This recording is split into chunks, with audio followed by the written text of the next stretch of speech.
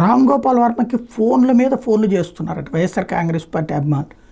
ఆయన అప్రిషియేట్ చేసేస్తున్నారు. ఎందుకంటే వరుస ఎదురు దెబ్బలు తప్ప పాజిటివ్ స్పందన ఒక్కట్లేదు వైఎస్ఆర్ కాంగ్రెస్ పార్టీకి. అధికారంలో ఉన్నప్పుడు 90 నుంచి 95% ఎదురు దెబ్బలు ఉంటాయి కోర్టుల్లో.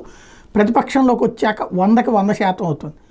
గతంలో సోషల్ మీడియా పోస్టులు పెట్టిన వాళ్ళు అరెస్ట్ చేస్తే అట్లట్లా చేస్తారని న్యాయస్థానాలు వాళ్ళకి 41 నోటీసులు ఇవ్వాలి, వదిలిపెట్టేయండి అని చెప్పి ఆదేశాలు ఇచ్చి చివరికి రిమాండ్ ఇస్తే ఊరుకోమంటూ మ్యాజిస్ట్రేట్లకు కూడా ఆదేశాలు ఇచ్చింది హైకోర్టు.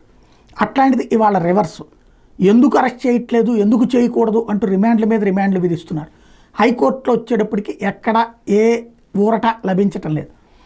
అలా తల్లడిల్లిపోతున్నటువంటి సందర్భంలో రామ్ గోపాల్ వర్మ అరెస్టు వ్యవహారానికి సంబంధించి అరెస్టు కోసం పారిపోయాడు, గోడ దూకాడు, వెనక దూకాడు, ఇవన్నీ సోషల్ మీడియాలో కామెంట్లలో లేకపోతే పోస్టుల్లో లేదా పత్రికల్లో టీవీల్లో రాసుకున్నారు తప్పించి నేను ఎక్కడికి పోలేదు, నాడెన్లోనే ఉన్నాను, నా దగ్గరకు వచ్చిన వాళ్ళు విచారణకు రమ్మన్నారు తప్పించి అరెస్ట్ చేస్తానని రాలేదు. ఒకవేళ అరెస్ట్ చేస్తే ఏమవుతుందంట, వెళ్ళి జైల్లో కూర్చుని కాసిన సినిమా స్టోరీలు 4 రాసుకుంటారని చెప్పుకొచ్చినటువంటి రామ్ గోపాల్ వర్మ యాస్పెక్ట్ యాటిట్యూడ్ ఇప్పుడు వైఎస్ఆర్ కాంగ్రెస్ పార్టీ శ్రేణులకు హీరోయిజం అయింది.